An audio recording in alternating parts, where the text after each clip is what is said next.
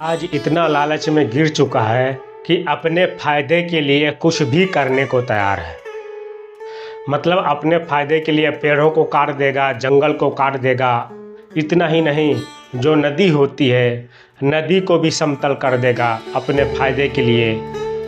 अब पहाड़ों को भी तोड़ेगा अपने फ़ायदे के लिए। यानी लालच की कोई सीमा ही नहीं है इंसान की। अगर ऐसे ही जंगल टूटते रहेंगे, ऐसे ही पहाड़ टूटते रहेंगे, ऐसी ही जो बड़ी बड़ी नदियां हैं समतल होती रहेंगी, तो प्रकृति का क्या होगा? प्रकृति का डिसबैलेंस बिगड़ जाएगा। अब जंगल तोड़ देंगे तो ऑक्सीजन कम हो जाएगी, बारिश कम हो जाएगी। जंगल टूटने से जंगल के जो रहनवासी जीव हैं वो कहीं ना कहीं उनका घर, उनका आशियाना टूट जाएगा। वो बेचारे कहाँ जाएंगे? वो तो ग्रामीण में रह नहीं सकते।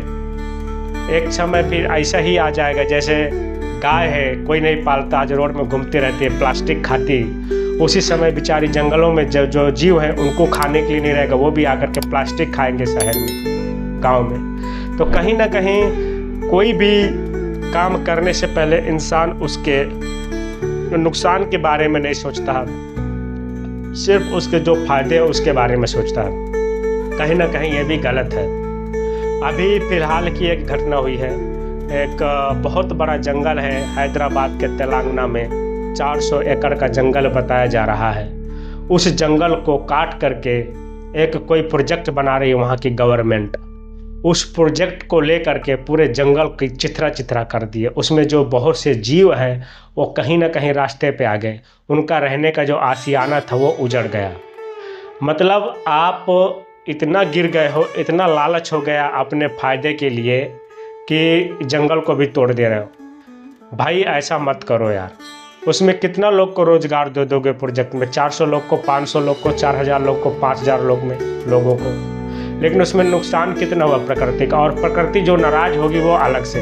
आप लोगों ने प्रकृति का नाराज़ करने का जो है ठेका उठा के रखा है। कभी झारखंड के जंगल तोड़ देंगे, कभी किधर के जंगल तोड़ देंगे। मतलब कुल मिलाकर के इंसान के अंदर इतना बेकार लालच हावी हो गया है कि वो चुटकी बजा करके जो है जंगल को काट दे रहा है, पहाड़ को तोड़ दे रहा है, नदी को समतल कर दे रहा है अपने लालच के लिए। फिर प्रकृति अपना बदला लेती है तो बवंडर आता है, फिर कहते हैं ऐसा हो गया। इसके लिए अभी देखो, बीच में कोरोना आया था, आज से 4 साल 5 साल पहले, पूरी दुनिया को हिला कर रख दिया। ये एक ट्रेलर था ईश्वर का। उसने कहा कि सुधर जाओ, कि मुझे एक क्षण भी नहीं लगेगा ये सब का तुम्हारा विनाश करने के लिए। एक कोरोना, एक छोटा सा बैक्टीरिया था, पूरी दुनिया में हिला कर रख दिया। लोगों को घर के अंदर बंद कर दिया, लोग बाहर निकलना भूल गए थे। लोगों को बाहर निकलना भुला दिया था प्रकृति ने। अगर ऐसा रह गया तो एक समय जो अच्छे लोग होते हैं तो बुरे लोगों को साथ में अच्छे लोगों को पिटना पड़ता है। इसीलिए लालच यार इतना मत करो कि यार जंगलों को तोड़ दो, पहाड़ों को तोड़ दो, नदी का नष्ट कर दो। पूरा प्रदूषण सब जगह फैला कर रखा है। आज के तारीख में देखा जाए एक भी ऐसा शुद्ध नदी या ऐसा शुद्ध तालाब नहीं है। सब जगह केमिकल मिलेगा, सब जगह प्लास्टिक मिलेगा। और प्लास्टिक बैन करने की बात करते हैं। प्लास्टिक बैन करने के लिए किसको पकड़ते हैं? गरीब ठेलिया वाले को, गरीब पान टपरी वाले को। जो कंपनी बनाती है उसके लिए कोई रूल, कोई नियम नहीं है। ये जो भी है, जो भी कुछ है, सब मतलब कमज़ोर को पकड़ के ही सारा दंड देना, कमज़ोर के ऊपर ही दंड डालना। इंसान की यही लालच एक दिन ले डूबेगी। अमीर, गरीब, आदिवासी सबको ले डूबेगी प्रकृति। कोई नहीं बचेगा।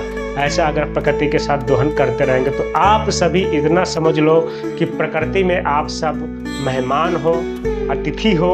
आप प्रकृति के मालिक नहीं हो। प्रकृति के मालिक बनने की कोशिश ना करें। कुछ ऐसे लोग हैं जो प्रकृति को अपने बाप की संपत्ति समझते हैं। ये सच्चाई है। अगर किसी को बुरा लग जाए तो भाई माफ़ करना। जो सच है वो सच है। इसीलिए हम तो प्रकृति को मानते हैं। प्रकृति ईश्वर की देन है और प्रकृति में सभी का अधिकार है। वो फिर मानव हो या और भी अन्य प्रकार के जीव हो, सबको रहने का प्रकृति में अधिकार है। न कि प्रकृति केवल मानव जीव के लिए बनाया हुआ है। ये चीज़ मानव जीव को समझना चाहिए। अगर मानव नहीं इस चीज़ को समझ रहा तो वो खुद अपने साथ में पूरी प्रकृति को विनाश की ओर ले जाने का काम कर रहा है। ऐसा रह जाएगा तो आने वाले कुछ सालों में पानी तो वैसे गंदा हो चुका है। पहले 70% पानी हुआ करता था, तो 40% पानी तो ख़त्म ही हो गया है। सिर्फ और सिर्फ 30% पानी बचा है, तो वही 30% पानी में दुनिया चल रही है। जब 30% ये भी ख़त्म हो जाएगा तो पानी ख़त्म, प्यासे मर जाओगे। और ऐसे ही पेड़ काटते जा रहे हो, हवा 80% था, हवा भी 50% ही बचा है, 30% हवा ख़त्म हो गया। और ऐसे 400 एकड़ के जंगल कटते जाएंगे तो जो बचा हुआ है 50% से, तो 50% से कम होकर के 30% 25% वजह से हवा भी नहीं रह जाएगी, भयंकर गर्मी होगी, भयंकर आपदा आएगी प्रकृति में। किसके चलते? सिर्फ और सिर्फ कुछ लालची इंसानों के चलते। सबको अपने लालच के लिए सबको विनाश की राह कगार पे लेके जा रहे हैं। अब इसमें जो भी कुछ करना है ईश्वर करेगा। आप सभी को नमस्कार। आप सब खुश रहें, अच्छे रहें।